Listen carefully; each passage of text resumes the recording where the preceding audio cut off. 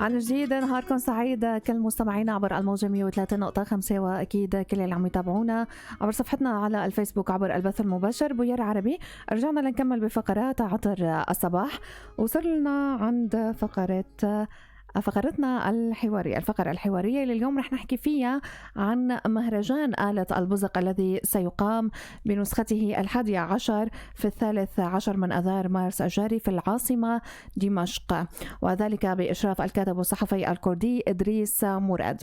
لتفاصيل أكثر حول إقامة المهرجان أهدافه سيكون معنا عبر الهاتف الكاتب والصحفي إدريس مراد من دمشق. ألو، يسعد صباحك أستاذ إدريس. يسعد صباحكم جميعا. بداية سيد إدريس، لو تحدثنا عن بدايات مهرجان آلة البزق وفكرته.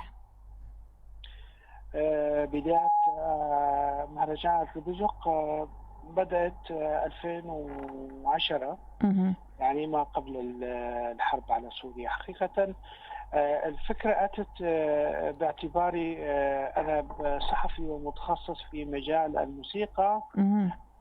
كنت أتابع دائما النشاطات الموسيقية في دار الأوبرا والمسارح السورية بشكل عام. نعم. كنت أجد دائما هناك نقص أو عدم اهتمام بالتراث السوري وبالآلات التراثية السورية. نعم. لا سيما الآلات التي يعني الآلات القديمة التي تصلح إلى اليوم أن تقدم بشكل منفرد بشكل سولو على المسارح. يعني فين استطيع القول بان يعني برامج دار الاوبرا مثلا في 2008 و2009 و2010 ومن خلال متابعاتي كان هناك اهتمام بالتراث العالمي. صحيح. اكثر. مثلا هناك كان برامج مخصصه لحفلات هنديه وآلات هنديه وأيضا تركية وأيضا روسية، ويعني كثير من هاي الشعوب التي يعني لديها أيضا تاريخ موسيقي وآلات موسيقية، ولكن كان هناك غياب تام بالتراث. فأول فكرة يعني انتابتني حقيقة كانت فكرة إقامة مهرجان آلة البزق، باعتبار هي آلة قديمة. نعم. جدا، يعني تعود عمر آلة الطنبور التي انبثقت منها آلة البزق. نعم. إلى آلاف السنين كما نعلم جميعا. فقدمت الفكرة إلى الدكتورة حنان خصاب حسن التي كانت ترأس إدارة دار الأوبرا وقت ذاك، فتشجعت وكانت يعني كانت سعيدة جدا لهذه الفكرة. فبدأنا بتقديم مهرجان الأول ب 2010، ويعني كانت من أنجح الدورات الملتقى حقيقة، باعتبار كانت سوريا بعدها سليمة، ويعني جميع العازفين كانوا موجودين بعده في سوريا. يعني مثلا أنا يعني وقتها سافرت إلى مدينة عفرين وإلى مدينة كوباني، وجئت إلى القامشلي وأيضا إلى المالكية. يعني توسعت الفكرة لأكثر من مدينة وأكثر من منطقة. أهمية تأسيس هذه المهرجانات في العاصمة دمشق أستاذ إدريس والهدف منها؟ يعني هناك رسائل كثيرة حقيقة لهذا المهرجان، وهناك أهمية كبرى، يعني أهمية كبيرة حقيقة لهذا المهرجان. أول شيء نحن نعلم أنه آلة الطنبورة مثلا وآلة الباقلمة، هذين الآلتين يعني غائبة تماما عن المسارح السورية. نعم. وأيضا يعني ما دخلت إلى الفرق الأوركسترالية والفرق الموسيقية التي تقدم الأغنية وتقدم أيضا حتى الأعمال الآلية. يعني يعني كان من الضروري جدا تواجد هذين الآلتين، وبالإضافة إلى آلة الجنبش التي كانت أن تندثر من حياتنا الفنية. كان من الضروري جدا تواجدهم على مسارح سورية. هذا واحد طبعا. الأهمية الثانية واللي أنا بشوف لها كمان كثير كبيرة، إنه هي يعني الآلات التي غابت عن المسارح من المفروض أن تكون في ضمن الواقع الثقافي السوري. مهم. زاد أنه يعني حقيقة منطقة الجزيرة السورية أو منطقتنا وخاصة ومنطقة كوباني ومنطقة عفرين، يعني بهذاك الوقت ما كان في شيء اسمه مسارح بحياة الثقافية الكردية حقيقة، يعني وخاصة الكردية. لأن أنت تعلمين بأن يعني ثقافتنا أو أغانينا كلها نقدمها على يعني في المناسبات الاجتماعية وأيضا في أعياد النوروز. حتى بأعياد النوروز لم يكن هناك مسارح بشكل جيد أنه يقدم الفنان بطبيعته كفنان والاهتمام بما يقدمه كفكرة ممسرحة.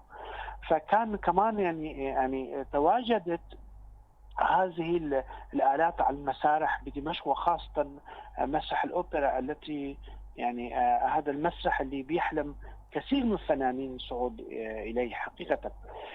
يعني المسألة الثانية أنه نحن قدرنا نخلق جمهور حقيقة، جمهور أنه يجي يستمع إلى القطعة الموسيقية بدون تصفيق، بدون تصفير، بدون تردد الغناء.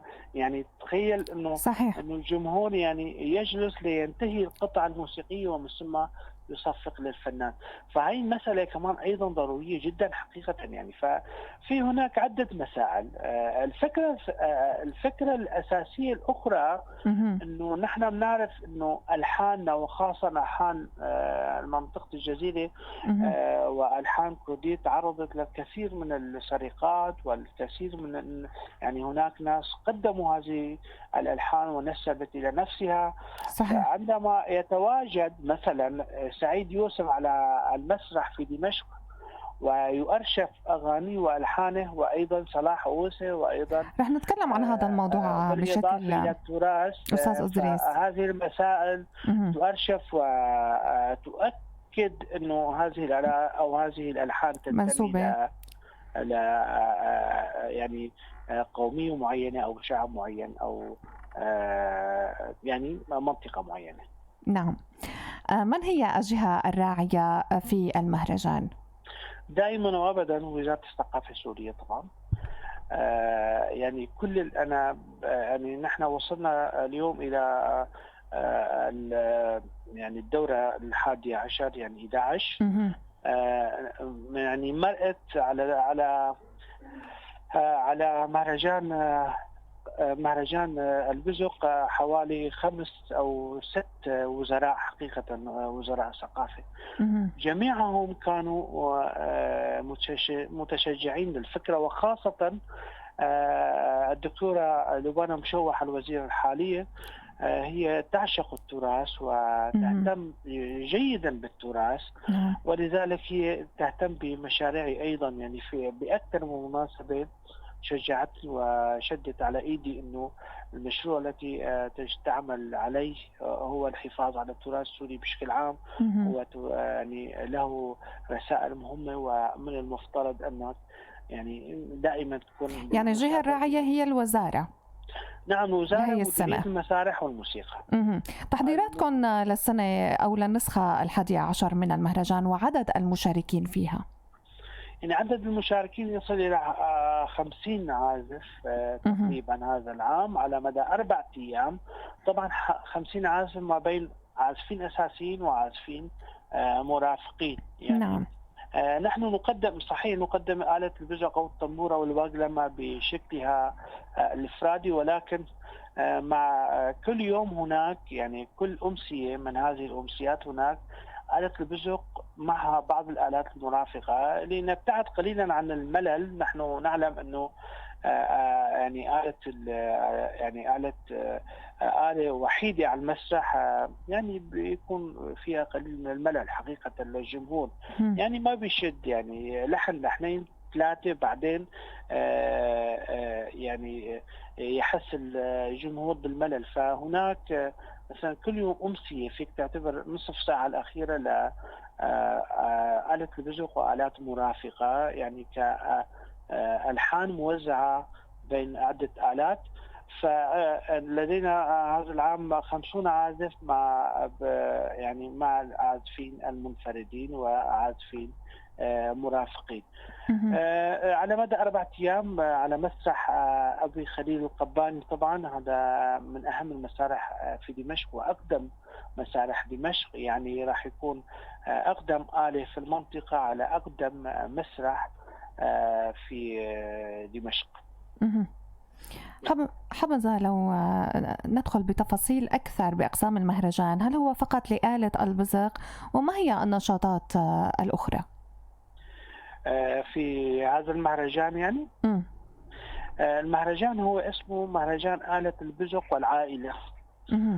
والعائلة يعني البزق، الباقلمة، الطنبور، الجنبش. نعم. هذه الآلات كلها تتواجد في هذا المهرجان. والأجمل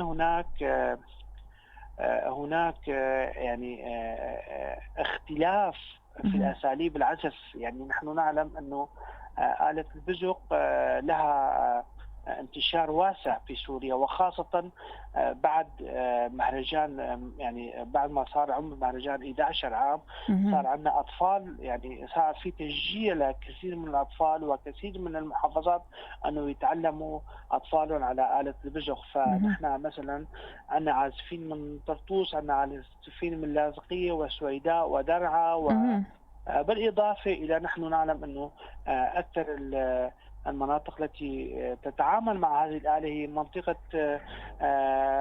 شمال شرق وشمال سوريا. فأغلب العازفين حقيقة من شمال شرق وشمال سوريا، وهناك عازفين أيضا من المحافظات الأخرى. فأعطت المهرجان شكل من أشكال التنوع في البرنامج وفي الأداء وفي وأساليب العزف. أيضا نحن نعلم أنه بسوريا هناك مدرستين أساسيتين لآلة البزق، مدرسة سعيد يوسف ومدرسة محمد عبد الكريم. فكلتا المدرستين موجودتين في هذا المهرجان حقيقة. على مدار كم يوم ستستمر فعاليات المهرجان؟ 4 أيام بالنسبة للأمسيات الموسيقية، 4 أيام يعني كل يوم هناك حوالي 5 عازفين، يعني 5 فقرات موسيقية بالإضافة للآلات مرافقة. وأيضا يوم الخامس وعبارة عن ورشة عمل، أو فينا نقول أنه هو جلسة تعارف بين العازفين والحديث عن الأساليب التي تحدثت عنها. يعني راح يكون هناك جلسة تعارف بين كل المشاركين. مثلا نعم. الفنان العفريني مثلا سيتعرف عليه الفنان الجزراوي. وأيضا هذا هو سؤالي التالي، هل تمت دعوة عازفين كرد للمشاركة بهذا المهرجان؟ يعني حقيقة السؤال هو كثير بديهي في هذا المهرجان. يعني هو المهرجان حقيقة روحه روح كردية بحتة. نعم. يعني باعتبار آلة الطنبورة لا يستعملها يعني عازفين معروفين أو مشهورين بهذا الأمر. نحن دائما بكل الدورات، يعني مثلا الدورة الأولى افتتحها سعيد يوسف، والدورة العام الماضي أهدينا إلى روح سعيد يوسف، وكرمنا فيه صلاح أوسي وصلاح أوسي وسعيد يوسف ونجم الدين أومري وزعيم كندش وجمو سعيد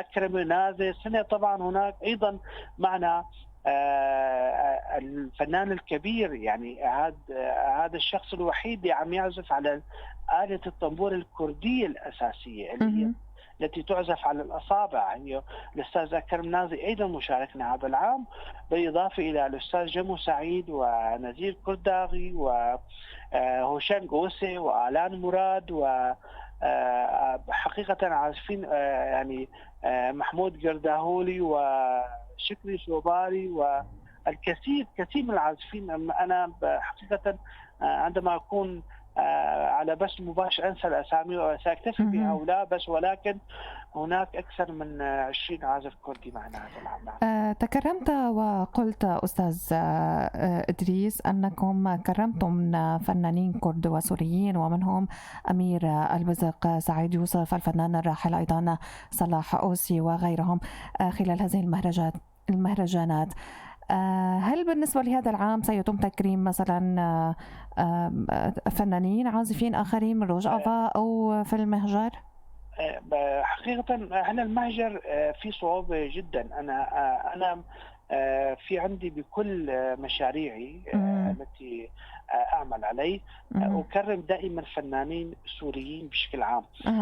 يعني بس حقيقة أنا دائما أكرم الفنان يعني الذي بيننا في الحياة العامة. يعني أنا أرفض أن أكرم الموتى حقيقة. يعني خلاص يعني تكريماتي دائما طبعا هي بعد ما استشير وزارة الثقافة حقيقة حتى توافق على تكريم شخصية معينة، فأكرم الناس الأحياء قبل الأموات.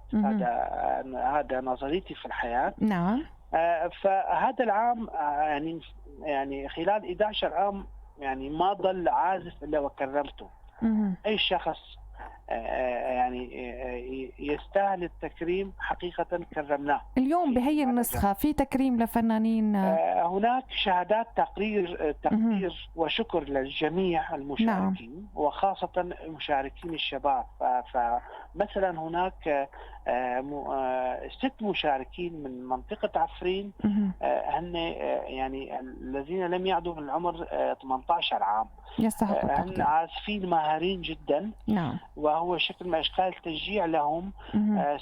سيكون يعني سنقدم لهم شهادات تقدير وشكر، بالإضافة يعني فتح مجال لهم في هذا المهرجان وعلى هذا المسرح أنه يقدموا بعض الأغاني التراثية العفرينية. نحن نعلم جيدا أنه عفرين هي المنطقة تقريبا الأكثر منطقة التي حافظت على التراث والملاحم الكردية. نعم. خلال لقاءات سابقة لك سيد إدريس أكدتم دائما على أن الثقافة الكردية هي جزء أساسي من التراث السوري منذ القدم، وأن المهرجان هو وسيلة لإيصالها إلى الجمهور.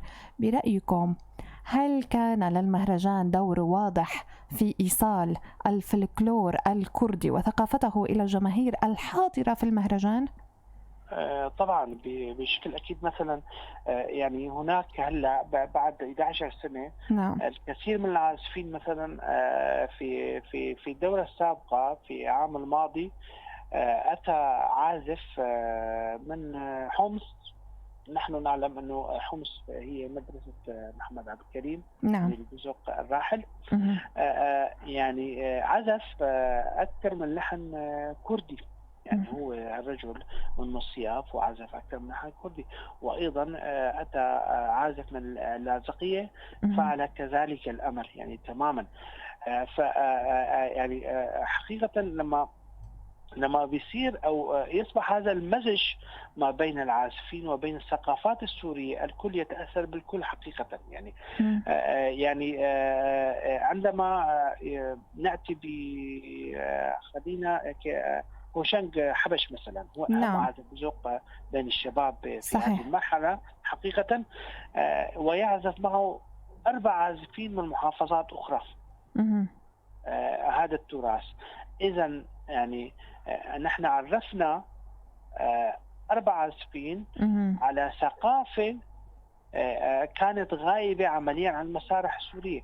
فالمزج ما بين موسيقيين السوريين يجعلهم أن يتعرفوا الكل على الكل. وهذا أحد رسائل المهرجان حقيقة، أنه الثقافة الجزراوية تنتشر في حلب وفي درعا وفي اللاذقية، والعكس صحيح أيضا.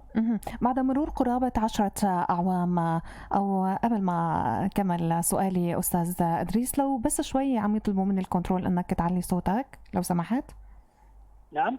لو بس تعلي صوتك شوي أكثر من هيك ما بعرف، الكنترول طالب مني. ما بعرف، يمكن طيب، مع مرور قرابة 10 أعوام على إقامة مهرجان آلة البزق، ما هو تقييمكم أو رؤيتكم للواقع الفني في المنطقة؟ وهل كان مهرجان ناجحا وكاملا حقق لكم الأهداف المرجوة؟ هلا، انا برايي اذا بدنا نوصل للمرحله الاخيره لو الاهداف الكامله اللي نحن نشتغل عليه، حقيقه رح نوقف المهرجان تماما، يعني ما عاد في داعي انه نكمل هذا المشوار. نعم. يعني ولكن مثل ما قلت انه حققت كثير من اهدافها حقيقه.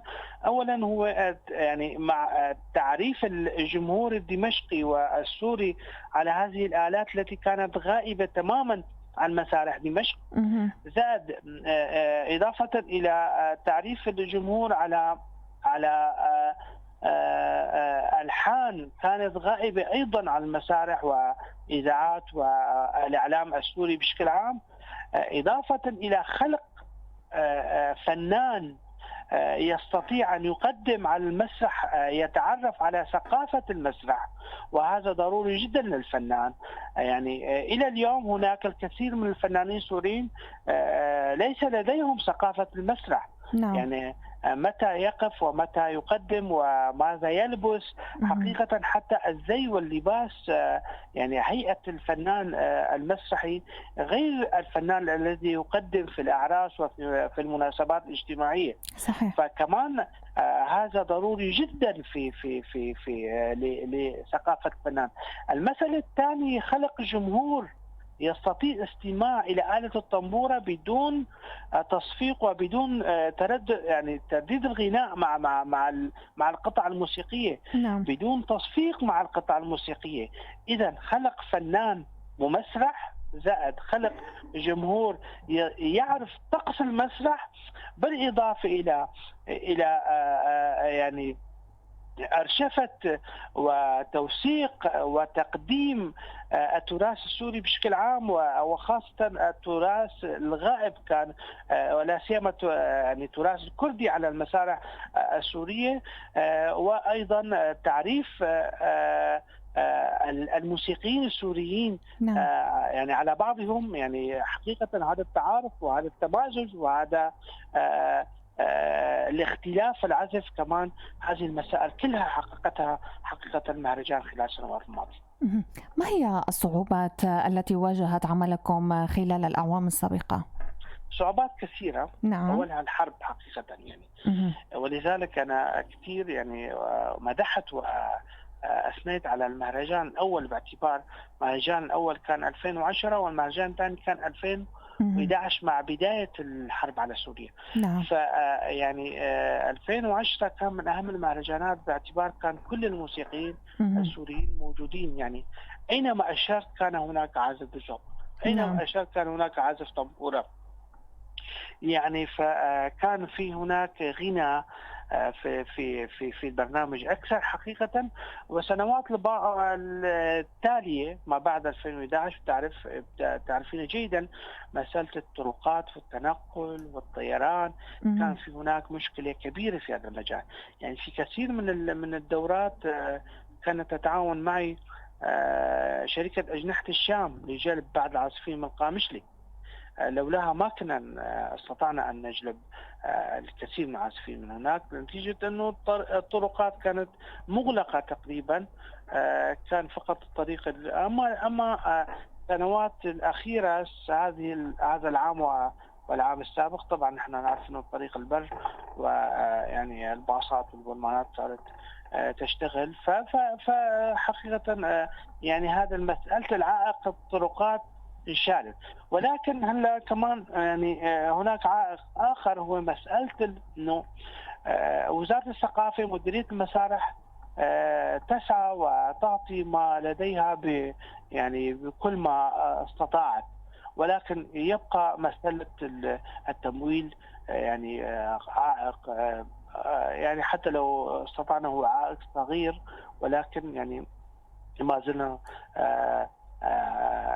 ننتظر سبونسر ودعم آخر لو تساعدنا وتساعد وزارة الثقافة على الأقل تصبح ملتقى البزق في سوريا هو ملتقى عالمي، نعم. ونستطيع أن نجلب عازفين من العالم، من العراق وتركيا وأذربيجان والكثير من المناطق الثانية، إيران مثلا، أفغانستان، حتى باكستان. هاي المناطق يعني آلة الطنبورة فيها موجودة في ثقافتهم. ف يعني أتطلع إلى الأمام، وأتطلع أنه أن يساعدني ويساعد وزارة الثقافة أنه نستطيع أن نجلب هؤلاء العازفين من الخارج. سننتقل بحديثنا إلى فرقة آشتي، وهي فرقة كردية تأسست في دمشق أستاذ إدريس لإحياء الفلكلور الكردي. متى تأسست فرقة آشتي وكم عدد أعضائها وما هي مهامها؟ فرقة آشتي أنا أسستها حقيقة قبل 7 سنوات أو 8 سنوات.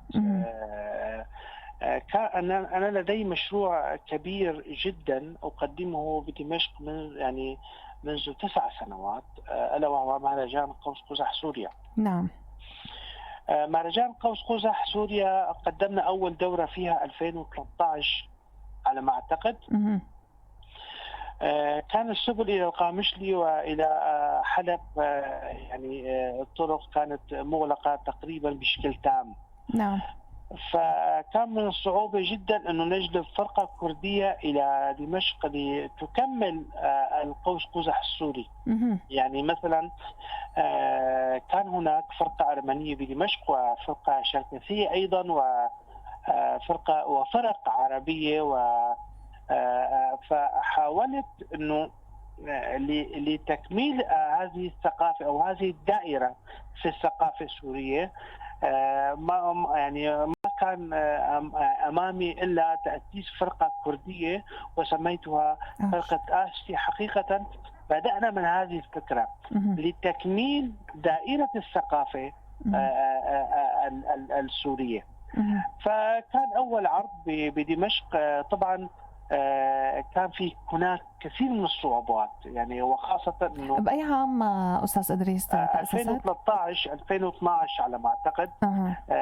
وخاصة انه كان لم يكن هناك شباب كرد يعني يحبون او يحبذون انه يقدمون على المسرح هكذا رقصات. نحن نعرف انه رقصاتنا تقدم في الاعراس وتقدم في اعياد النوروز في البريه وفي تعرف المسارح المفتوحه دائما. كان هناك خوف كبير من المسرح وخاصه بعد الاوبرا. حاولت انه جمعت اكثر من شاب، حوالي 8 شباب ما بين الشباب والبنات، وفي حقيقه في التاسيس تعاونت معي فرقة عربية أيضا، ويعني استعرت منها بعض الراقصين لتكميل الرقص أو لتكميل عدد نعم. ويعني اشتغلنا على تدريب الفرقة، وكان هناك صبية اسمها سوزدار كانت تدرس الموسيقى في دمشق، وكان لديها يعني أرضية كردية يعني في رقص الكردي. كانت تعمل في فرقة كاوا سابقا، وعملت معنا ودربت الفرقة، واستطعنا أن نخرج بعمل جيد. ويومها قدمت بشكل مباشر، بس مباشر على التلفزيون على قناة تلاقي السورية. سنوات يعني بعدها خلينا نحكي عن فرقة الآن. يعني اليوم قد ايه عدد أعضاء لليوم؟ حقيقة عدادها 25 شاب وشابة. 25. مهامها لديها كثير من الرقصات التراثية. تعاوننا مع كثير من المدربين، جلبنا كثير من المدربين من عفرين وحتى من القامشلي. تعاوننا مع بعض المدربين، يعني اجوا عملوا ورشات عمل مع الفرقة. طبعا ايضا ترافق الفرقة مجموعة موسيقية عدادها حوالي 10 عازفين من العازفين المحترفين، وايضا مغني دائم مع الفرقة آشتي هو مغني اعلان مراد وعازف البزق طبعا. نعم. وايضا نتعاون سنويا انه نستضيف بعض المغنيين، مثلا خناف سعيد، وايضا تعاوننا مع الكثير من المغنيين الكرد أيضا. هذا العام هناك شيرين، طبعا هي يعني مغنية محترفة أعتبرها. نعم. رحت إلى حلب ورأيت وسمعت إلى صوتها، ولكن إلى اليوم هي طبيبة تعمل في مجال الطب، أو هي سنة سادسة حقيقة تخرج طب، وأيضا تهتم بالغناء الكردي أو التراث الكردي. نعم. سمعت صوتها، هي تعتبر من أجمل أصوات كردية حقيقة في سوريا. شيرين حج رشيد على ما أعتقد اسمها. راح تشاركنا هذا العام أيضا، يعني ريناس يوسف وآلان مراد والمغنية شيرين. هذا العام أيضا يتعاون معنا معهد سرور في حلب، الأستاذ بهجت سرور عازف البزق، راح يشاركنا، يعني راح ينضم إلى الفرقة هذا العام. وأيضا عازفة كمان حقيقة أنسى الأسماء، حقيقة أنسى جدا يعني. فأيضا يعني عازفة كمان فيان سرور، عازف البزق بهجة سرور، نعم. المغني شيرين، المغني آلان، و برفقة عديد من الموسيقيين الأكاديميين نعم. السوريين. وأيضا فرقة عشتي اللي قوامها 25 راقص ما بين الجيل الأول والجيل الثاني، كلهم شباب أكراد طبعا. نعم. وهذا الإنجاز كان كبير. أنا كنت أعاني سابقا من تنقل الراقصين. تعرف نحن ما عندنا شباب، يعني كانوا طلاب جامعة يتخرجون ويذهبون إلى القامشلي أو إلى قراهم إلى مدنهم. صحيح.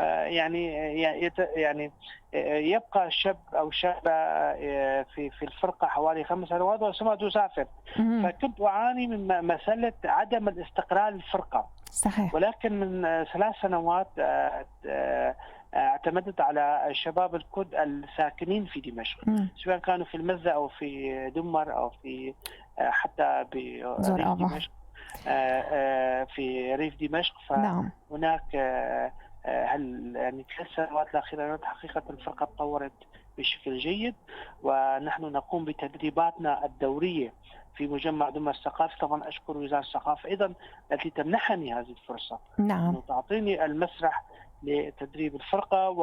وهناك تشجيع كبير من كل الأعضاء في وزارة الثقافة، وخاصة يعني مديرية المسارح التي تتبع لها مجمع دمر، وقبل عام كانت تتبع لدار الأوبرا، وأيضا شجعتنا حقيقة وأعطتنا فرصة أن ندرب على هذا المسرح. وهناك تدريبات دورية، وهناك ورشات عمل. يعني حتى أحيانا أتعاون مع راقصي باليه وراقصي أكاديميين في دمشق الذين درسوا الرقص، آتي بهم ونعمل أو يعني نقدم ورشات عمل فرقة عشتي. من فترة كان هناك مدرب خريج معاهد أرمينيا، نعم، أيضا درب الفرقة. واليوم هناك أيضا يعني مدربة اسمها عزاز سفريان عم تشتغل معنا بهذه الأيام. وطبعا أنا دائما يعني مسألة الروح الكردي والفلكلور الكردي يعني أهتم بهذا الأمر، أنه بعدم الغياب هذه المسائل في الفرقة. يعني صحيح هناك مثلا من لديهم ثقافة أرمنية مثلا، نعم، يأتون أحيانا ورشات عمل مع الفرقة، ولكن أمنع منعا باتا أنه يدخل أي حركة أرمنية أو أي حركة سوريانية، يعني باعتبارها هي ليس هذا تعصب، ولكن فرقة عشتي هي فقط فرقة كردية مخصصة لجزء من الثقافة السورية الأساسية، وهي الثقافة الكردية. نعم. ولكن أعمل يعني هؤلاء لديهم ثقافة الرقص المسرحي. نعم. يعني يعني التعامل مع القدم والتعامل مع اليد والتعامل مع الرأس والضحكة، هذه المسائل والابتسامة على المسرح، هذه المسائل ضرورية، ولا يستطيع تدريب الفرقة إلا من له فيها خبير. نعم. تحضيراتكم حول إقامة احتفالات عيد النوروز في دمشق؟ قد فقط عشتي أحيت نوروز خلال 6 سنوات مضت. نعم. وهذا العام لدينا عرض آخر على مسرح مجمع دمر الثقافي مهم. تحت رعاية وزارة الثقافة، التي تمنحنا دائما، حقيقة تدعمنا دائما بحفلاتنا، بحفلات عشتي طبعا. يعني هناك سنقدم 6 لوحات أو 7 لوحات للكبار ولوحة للصغار. هناك يعني لوحات من اللوحات الكردية المعروفة، يعني لوحة كابوكة وهورزة وخرفاني وشيخاني. مهم. بل يعني أضفنا إلى هذه الرقصات بعض الأشياء، الحركات والتشكيلات. نحن نعرف أنه رقص كردي هو رقص حلقي، يعني لا يجوز أن الراقص أن يدير ظهره إلى الجمهور لأكثر من مرة في لوحة واحدة. فنحن نحاول أن نلعب على التشكيلات لضرورة المسرح، ولكن الحفاظ على الحركات الأساسية في الرقص. ستقدم الفرقة 7 لوحات ولوحة للصغار و3 فقرات غنائية هذا العام. مثل ما قلت، الفنان آلان مراد سيغني أكثر من 3 أغاني، وأيضا الأستاذ ناس يقدم فقرة غنائية، مهم. وبالإضافة إلى الفنانة شيرين أيضا ستقدم بعض لوحات أغاني تراثية. نعم، هل هناك برنامج تابع للحكومة السورية ووزارة الثقافة حول احتفالات عيد النوروز؟ فرقة عشتي تقدم، وسنويا تقدم هذه يعني عرضها بمناسبة عيد نيروز نعم. تحت رعاية وزارة الثقافة. مهم. يعني وزارة الثقافة خلال الراعية. سنوات مضت هي الراعية الوحيدة لهذا العرض، حصرا عرض بمناسبة عيد النيروز. يعني نحن نكتب على البوستر تبع الحفلة أو هذه الحفل، هذا الحفل بمناسبة عيد النوروز فرقة عشتي تقدم عرضها الفلاني. نعم. برأيك كيف سيتمكن المجتمع السوري من فهم ومعرفة الفن والثقافة والموروث الكردي السوري؟ مشاريعكم حول هذه الجزئية؟ قدمنا كثير من المشاريع في هذا المجال تحت رعاية وزارة الثقافة. يعني حقيقة يعني دكتورة لوبانا لا تفرق بين أي يعني لون من ألوان السورية حقيقة. نعم. يعني هذا حقيقة لازم نحكيها دائما. مثلا قبل 6 أشهر قدمنا عرض كردي خالص عن طريق فرقة عشتي في طرطوس مثلا. يعني وشاهدت بأم عيني، وشاهدت أنه التفاعل الجمهور الكبير أهل طرطوس مع فرقة عشتي ومع أغاني الكردية ورقصات الكردية. وزارة الثقافة حاليا حقيقة تهتم بهذا الأمر، يعني دعم فرقة عشتي اللي هي مخصصة للتراث الكردي. هذا شكل من أشكال الدعم للثقافة الكردية في سوريا. فتح مجال أمام هذه الفرقة هو شكل من أشكال دعم للثقافة الكردية في سوريا. وأيضا عندما أقدم، يعني أنا أسست فرقة بالتعاون مع الأستاذ نزيه أسعد المايسترو، أسست فرقة تحت عنوان فرقة تراث سوري للموسيقى. أقدم في جميع المحافظات السورية وأهتم بكل التراث السوري، يعني الساحلي والفراتي وحوران والمنطقة الجنوبية. نعم. يعني هذه الثقافات كلها نقدمها من خلال هذه الفرقة الموسيقية.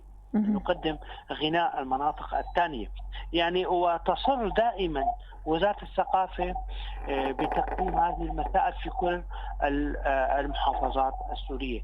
يعني عمليا أعتقد أنه يعني يبقى الحفلات غير كافية. غير كافية، هي محاولة لحفظ وتقديم وتعريف الجمهور السوري على الثقافة السورية بشكل عام. يتطلب جهود أكثر من هذا، يعني حقيقة جهود أكثر من هذا.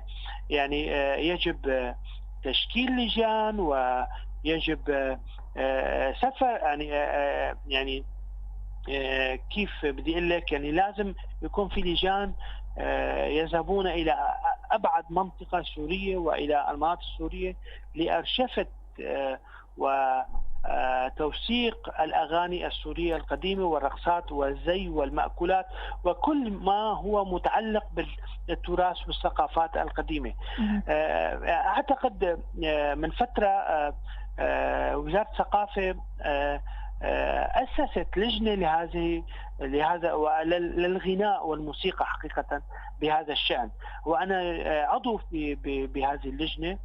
قريبا سنبدأ عملنا، وسنبدأ من يعني سأبدأ من ديريك وقرى ديريك وإلى القامشلي والحسكة ولننتهي في درعا لنؤرشف وما استطعنا. يعني نعتبر هذا الموضوع هو أحد مشاريعكم القادمة؟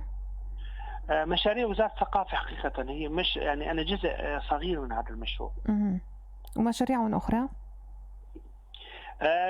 المشاريع الثانية حاليا أنا تعلمين أنا يعني صفتي الأساسية هو صحفي وكاتب. نعم. أعمل في الكتابة، ومن فترة قصيرة أنجزت كتاب جقر خوين، ترجمة بعض قصائد جقر خوين في كتاب أصل وزارة الثقافة. طبعا حاليا أنا معتكف على كتاب آخر أو أعمل على كتاب آخر ترجمة من الكردية إلى العربية أيضا لشباب لقاصين شباب حقيقة، يعني الذين هم على قيد الحياة بعد ويعملون ويقدمون كتاباتهم. سأصدر قصص مترجمة لهؤلاء الشباب الكتاب الكرد من الكردية إلى العربية. سيكون كتابي الثاني في مجال الترجمة، إضافة إلى كتابي من عالم الموسيقى الأوركسترا والكلمة والنغم. هي أنا يعني بعتبرها من أهم مشاريع القادمة. بدأت فيه من 6 أشهر، وأعتقد بعد نهاية، باعتبار نحن بنعرف إنه شهر رمضان هو 30 يوم عطلة، سأنجز هذا الكتاب خلال هذا الشهر أكيد. يعني سأتفرغ تماما، إضافة إلى مقالاتي الصحفية يعني حتى بكتابات صحفية أهتم بالموسيقى فقط. من فترة كان هناك مادة عن أكرم نازف في مدونة وطن في سوريا، وأيضا كتابات عن كارمينا بورانا وكتابات عن الصحافة بشكل عام. وأيضا هناك تجهيز حاليا لمهرجان الثامن لقوس قزح. نعم. سوريا اللي هي تهتم بالغناء والرقص والأزياء والموسيقى. نعم. كلمة أخيرة لكم سيد إدريس. أتمنى أن أستطيع حقيقة، يعني أول شيء شكرا لكم دائما أنتم في هذه الإذاعة الجميلة التي يعني دائما تعطوني هذه الفرصة، ودائما أخرج من خلالكم إلى جمهوري، إلى بني جلدتي، إلى منطقتي، إلى القامشلي وديريك وهذه المناطق التي يعني لا أستطيع أن أخرجها من داخلي. يعني سنويا رغم أني لا أملك شيئا في هذه المنطقة حاليا غير القيد على الهوية فقط، ولكن هو بعض الأقرباء وبعض الأصدقاء الجميلين حقيقة أمثالكم فأستطيع أنه دائما يعني لا أستطيع إلا أن أزور قامشلو وديريك سنويا إلى 3 أو 4 مرات. نعم. ولا أستطيع يعني عندما أرى شخص من جزيرة سورية، يعني حقيقة كما يقول محمود دريش يطير على من صدي أو حمامات يعني. نعم. فأنا دائما على اطلاع دائم على ثقافة الجزراوية السورية. نعم. دائما أحاول أن أشجع الفرق الجزراوية سواء كانت السريانية والأرمنية والكردية. أنا كشخص كردي أقدم للثقافة الكردية، وأيضا أقدم مثلها للثقافة الأرمنية والثقافة السريانية والشركسية والعربية. نعم. أنا على مسافة واحدة من كل الألوان السورية. أنا أعتبر ذاتي سوريا وكرديا، وأعمل بكل جهدي للحفاظ على الثقافة السورية بشكل عام. نعم، شكرا جزيلا لك الكاتب والصحفي إدريس مراد، كنت معنا عبر الهاتف من العاصمة دمشق. شكرا لك على هذه المعلومات. مستمعينا ومتابعينا، فقرات عطر الصباح انتهت. انظرونا بكرة بنفس التوقيت الساعة 9:30 بتوقيت قامشلو. مني لكم كل الحب والسعادة. باي باي.